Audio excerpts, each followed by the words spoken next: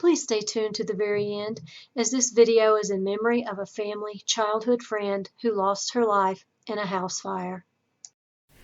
Is there ever a good time for your heating and air to stop working or for a major appliance to break? Hi, I'm Nancy of Designer Savvy, and today I have some valuable tips for you that will save you time, money, and possibly your life. I'll share with you what the maintenance costs, why we should do it, and how much money it can save you. Come follow me and we'll head upstairs. So you might ask, why do I even need to change my vent filters? Well, if you don't change them and they stay dirty and clogged, then that can cause extensive damage to your heating and air system. Changing the filters regularly, like once every 2 to 3 months, certainly adds to the longevity of your system. HVAC companies will tell you that dirt and neglect are one of the #1 reasons for system failure. This is cleaning tip number 1. Your heating and air vents in your ceiling. Some of you may have them in your walls, but typically they're in the ceiling. They get so very dirty, especially if you have pets in the house, if you're in a high dust area, a new construction area. So what you do is you lift the grate down, remove the old filter, and you get up here and you clean. Now, if you have allergies, you may want to have someone else in the family do this for you, or you may want to wear a mask while you do it, because you're going to get lots of dust and dirt down. So you want to clean around the perimeter here, and then you want to clean this grate, the back side and the front side, because it's going to get really, really dirty. Okay guys, here is the dirty filter I just removed, the clean and new one I'm going to put in. It's suggested that you replace these every 3 months.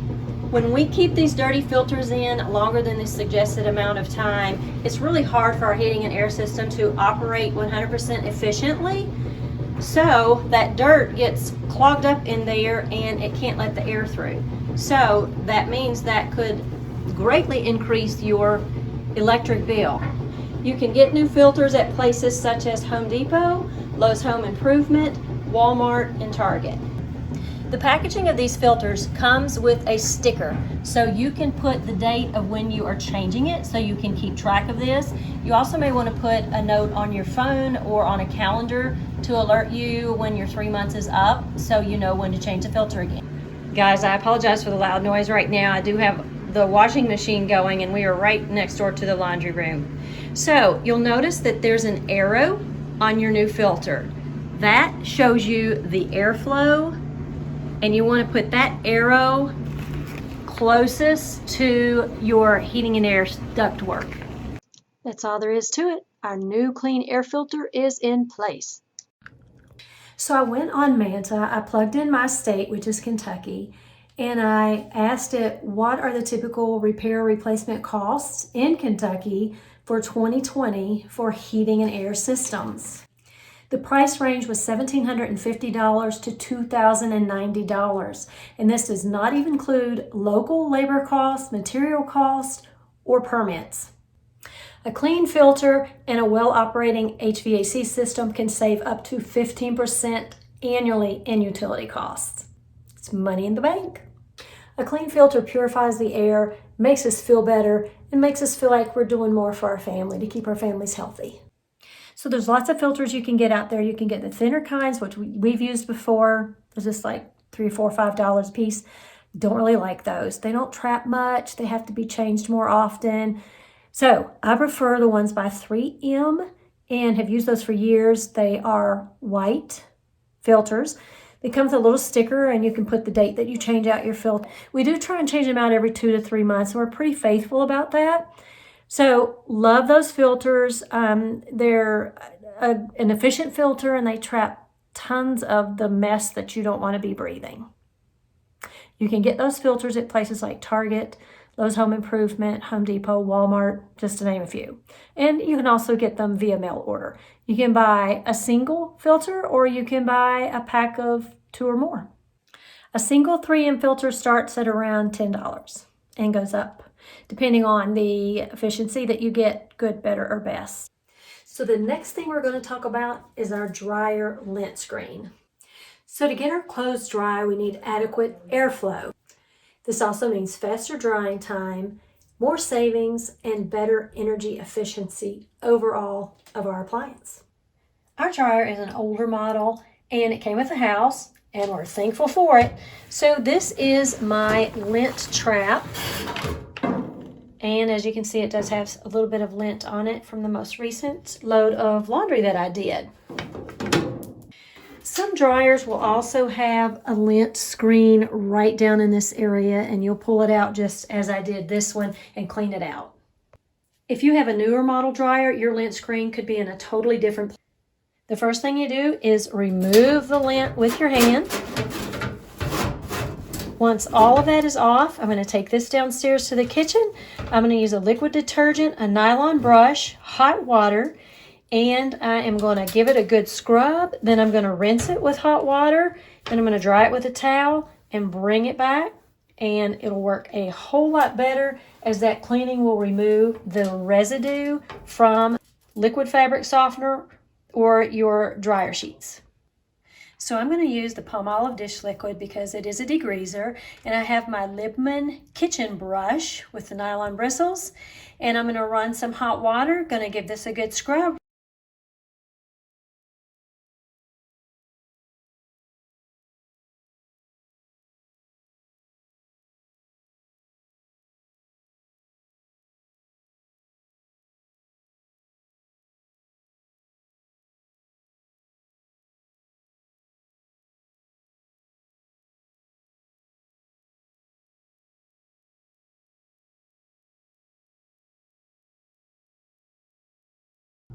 So I've given it a good clean front and back. Do be careful. You don't want to tear up the screen. It is flexible, but just be careful. I'm going to rinse it in hot water, make sure all the soap's gone, dry it with a towel, and then I'll meet you back upstairs. A little tip I want to give you, one way to find out if you know you need to clean this with soap and water, if you run water over it and water pools and forms thick water droplets that won't go through the screen, then you know it is time to clean it. When it's clean and it's working properly, when you run water through it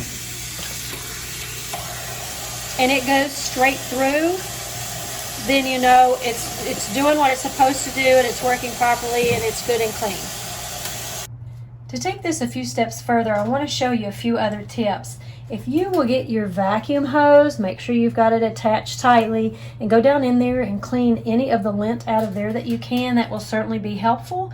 And in addition to that, if you will go behind here, and you'll probably have to pull that out, you need to check that hose. Make sure that the opening to the vent is at least 4 inches in diameter for maximum airflow. And the length of the hose should be as short as possible. So you don't want any more than 4 90-degree bends in that hose. 45-degree bends are best, and they're for better airflow, but at least follow those guidelines.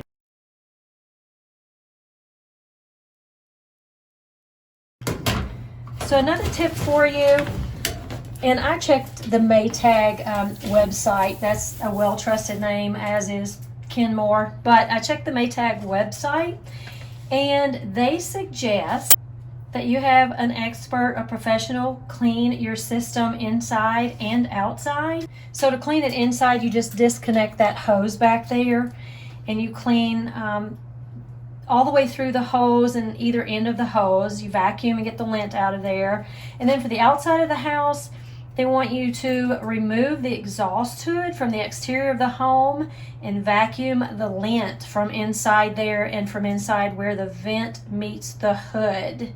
And Maytag suggests that you clean your entire ventilation system once every 2 years or more, depending on how much you use your dryer. Okay, so it is raining cats and dogs here in Kentucky right now, but I want to show you right up there is the exterior ventilation system for the dryer, and we do keep that cleaned out ourselves, but it actually looks like it might need a little cleaning right now. So you want to make sure that that's taken care of. If either do it yourself or hire a professional to do it. And excuse the helicopter going over. Last but not least, we have our smoke and carbon monoxide alarms. This one is made by Kidd. It came, I believe, from Home Depot, maybe Lowe's. So you can get an individual one for around $25 or a 2-pack for around $45. It's actually easier to find these dual models here that include both than it is to find them individually. But there is good reason for that as well. So the benefits include that you're getting a 2-for-1 deal. It's a space saver. You don't have to have a separate smoke alarm and then also a separate carbon monoxide alarm. And it also protects you and your family from the 2 deadly things of smoke and fire and carbon monoxide at the same time. With this model, you also can avoid the price of extra batteries for extra alarms. This one happens to come with a 10-year sealed lithium battery. So they're fairly easy to install. Let's see if you can see that arrow there that says on. So you just twist it to the right and the green blinky light lets you know that it is working properly. And then to take it off, there is that little thing that you push right there. You push it in and pull off at the same time. So I'm going to let you see me install this and we'll go from there.